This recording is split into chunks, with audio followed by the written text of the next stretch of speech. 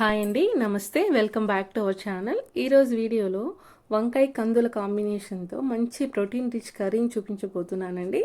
ఆ కర్రీ కోసం మనం ఫస్ట్ ఒక మిక్సీ జార్ తీసుకుని అందులోకి ఇంచు చెక్క, 3 లవంగాలు, 1 స్పూన్ అల్లం వెల్లుల్లి పేస్ట్, 10 పచ్చిమిర్చి, కొంచెం పచ్చి కొబ్బరి, ఒక ఆనియన్ని చిన్న ముక్కలుగా కట్ చేసుకొని బాగా గ్రైండ్ చేసుకొని తర్వాత ఇందులోకి మనము కొంచెం కొత్తిమీర కూడా వేసుకొని గ్రైండ్ చేసుకొని పక్కన పెట్టేసుకోండి.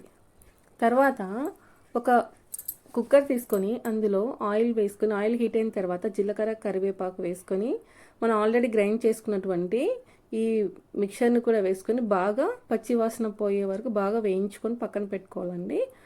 తర్వాత ఇందులోకి మనం ఆల్రెడీ కడిగి పక్కన పెట్టుకున్నటువంటి పచ్చి కందులు ఉంటాయి, కంది బుడ్డలు ఉంటాయి కదండి, అందులో కందులని గింజల్ని సపరేట్ చేసి తీసుకోవాలి.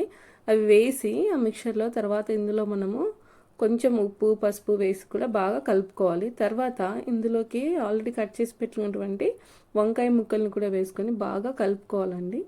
తర్వాత ఇందులో కొంచెం కసూరి మేతి కూడా వేసుకుంటున్నానండి.